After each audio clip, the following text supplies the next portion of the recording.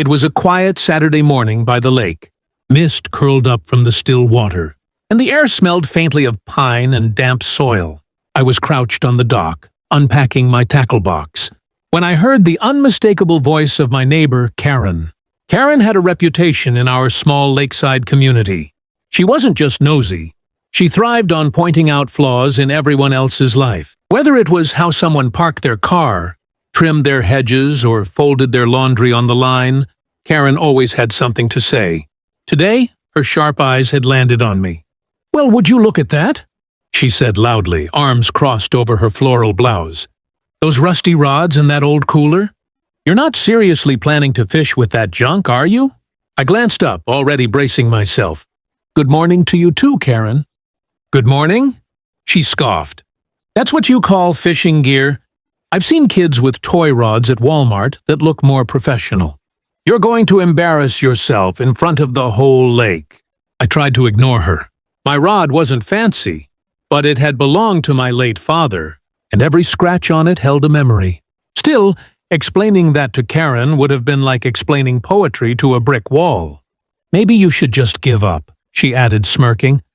"Besides, you know it's illegal to fish without the proper license." "Don't think I don't know the rules," I sighed, tightening the reel on my line. "Karen, I have my license. I've been fishing here longer than you've lived in this neighborhood." But Karen wasn't listening. She had already pulled out her phone and started tapping furiously, probably messaging her HOA, group chat or worse, dialing the county warden's office. Sure enough, an hour later, a green pickup truck with state emblems rolled up near the dock. A tall man in a khaki uniform stepped out, wearing mirrored sunglasses and a calm, steady grin. Karen nearly bounced in excitement. "Officer, over here!" "This man, he's using illegal gear, I just know it. Look at that ancient rod. Look at that cooler. Probably doesn't even have a license. You should fine him right away before he steals all the fish from the lake." The officer looked at me, then back at her, and chuckled softly. His grin widened as he adjusted his cap. "Ma'am," he said politely, "I think you should let me handle this. After all, I am the game officer." Karen's smug grin spread so wide I thought her face might split. She stood with her hands on her hips, tapping her shoe like she was the judge and jury of the lake. "Go ahead, officer," she said, her voice syrupy sweet. "Check his things. I told you. He doesn't belong here. Probably poaching without a license." The game officer took his time walking over, boots crunching against the gravel. His movements were steady, measured, almost theatrical, like he was enjoying drawing out the suspense. When he reached me, he tipped his sunglasses down just enough for me to see the spark of humor in his eyes. "Mind if I take a look?" he asked. "Not at all," I said, opening my tackle box. "Everything's right here." Karen leaned closer, squinting, eager for him to find something, anything out of order. The officer carefully inspected my fishing rod. "This is a fine piece of equipment," he said, running his fingers along the worn grip. "Classic design. They don't make rods like this anymore." Karen's face fell. "What, that old stick? That's not regulation. It looks like junk from a yard sale." The officer chuckled. "Ma'am, there's no law that says equipment has to be shiny and new. As long as it functions and isn't illegal, it's perfectly fine." I tried not to smirk, but I could see Karen's jaw tighten. The officer moved on to my cooler, lifting the lid. Inside were sandwiches, a couple bottles of water, and an empty space for fish I hadn't caught yet. He nodded approvingly. "Looks like lunch and hydration. No hidden nets, no traps, just good, honest fishing gear." Karen's cheeks reddened. "Check his license." "I bet he doesn't even have one." "Of course," I said, reaching into my wallet. I pulled out the laminated fishing license and handed it over. The officer examined it closely, then raised his eyebrows. "Valid for the entire season. Signed and sealed by the state." "Looks perfect to me," Karen gasped. "That can't be right." "Are you sure?" The officer slid the license back into my hand. "I'm sure. In fact, this gentleman here is more prepared than most anglers." "I check." He glanced at me and gave a subtle wink. Karen sputtered, her voice rising. "You mean he's legal? With that junk?" The officer straightened, folding his arms. "Legal as they come. Now, if you're the one making false reports, that is something I can write up." Karen's eyes widened, and she took a small step back. "What? I was just looking out for the lake." The officer's grin never faltered. "Then let me do my job, ma'am. Because right now, it seems like the only thing polluting this lake is unnecessary drama." Karen's face turned crimson, and she opened her mouth to argue. But the officer raised his hand. "Enough! I'm going to keep an eye on this situation. And maybe, just maybe, you should worry less about your neighbor's fishing rod and more about your own business." Karen stood there fuming, her cheeks blotched red, her hands balled into fists. The officer's words had embarrassed her. But Karen wasn't the type to retreat quietly. She always had to get the last word. "You know what?" she snapped, pointing at me like she was prosecuting a criminal in court.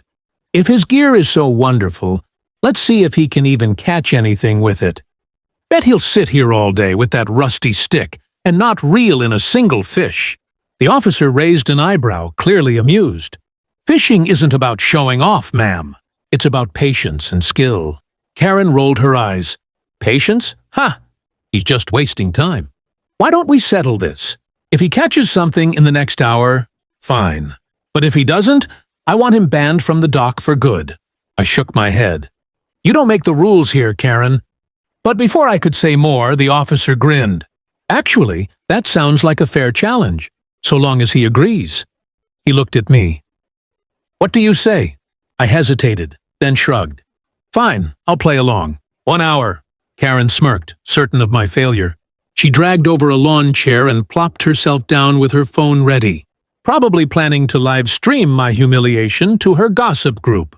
The officer leaned against his truck, arms folded, watching with that same steady grin. I cast my line into the calm water, the familiar plop echoing across the lake. Memories of fishing trips with my dad flickered in my mind. His laughter, his advice, his patient reminders to stay still and let the fish come to me. I steadied my breathing. Minutes ticked by. The water rippled, dragonflies skimmed the surface, and somewhere in the distance a loon called. Karen sighed loudly every 30 seconds, muttering things like "told you" and "hopeless." Then I felt it, a sharp tug. My heart leapt. I tightened my grip, careful not to jerk too soon. The line strained, vibrating with energy. I reeled slowly, keeping tension steady, sweat gathering on my brow. The fish fought hard, darting beneath the dock. "Look, he's snagged!" Karen jeered. "He doesn't know what he's doing!" But the officer's eyes narrowed, focused. "No, he's got something. Hold steady."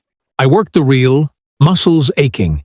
Finally, with a splash, a gleaming bass broke the surface, thrashing against the hook. I lifted it up, its scales flashing in the morning sun. The officer let out a whistle. "That's a fine catch." Karen's jaw dropped. "No way! That doesn't count. He got lucky." The officer grinned even wider. "Luck had nothing to do with it, ma'am." "That's skill." Karen's face darkened, but she wasn't done yet. "Fine, he caught one fish, but anyone can do that." "Bet he can't do it again." Karen's voice carried across the lake like a crow's caw. "One fish means nothing. Real fishermen can catch more than that. He probably just got the dumb one swimming too close." The officer chuckled, shaking his head. "Ma'am, you keep moving the goalposts. First it was the license, then the gear, then one fish wasn't enough. Seems to me, no matter what he does, you won't be satisfied." Karen folded her arms and huffed. "I just don't like cheaters. He's got to be cheating somehow." I laid the base carefully into my cooler and wiped my hands. "Karen, I'm not here to prove anything to you. Fishing is about patience, respect for nature, and a little peace of mind. Maybe that's why you don't understand. You're too busy, looking for reasons to complain." Her mouth dropped open, but before she could fire back, the officer raised his hand. His grin was calm, but his tone had an edge. "Ma'am, I've been a game officer for 15 years. I know the difference between someone cheating and someone who just knows what they're doing. And I can assure you he's the latter."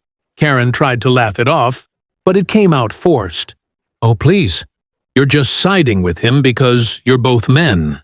The officer's smile didn't waver. "No, ma'am. I'm siding with the truth. And the truth is, your neighbor followed every rule, used legal gear, and caught a fish fair and square. You, on the other hand, wasted state resources by calling me here over nothing. That's not just petty, it could be considered harassment. Karen froze. Harassment? Yes, the officer said firmly. And if I get another call like this without merit, I'll have to file a report. You don't want that on your record. The color drained from Karen's face. For once, she was silent. The officer turned back to me, his grin returning to something warmer. You handled yourself well. Nice fish, too. You planning on cooking it up tonight? I smiled. That's the plan. Nothing beats fresh base. Karen muttered something under her breath and stormed off, her sandals slapping against the dock. The officer and I watched her retreat until she disappeared into her backyard, probably off to type a furious post in her HOA chat. The officer tipped his hat to me. Enjoy the rest of your day, sir, and don't let her ruin your peace.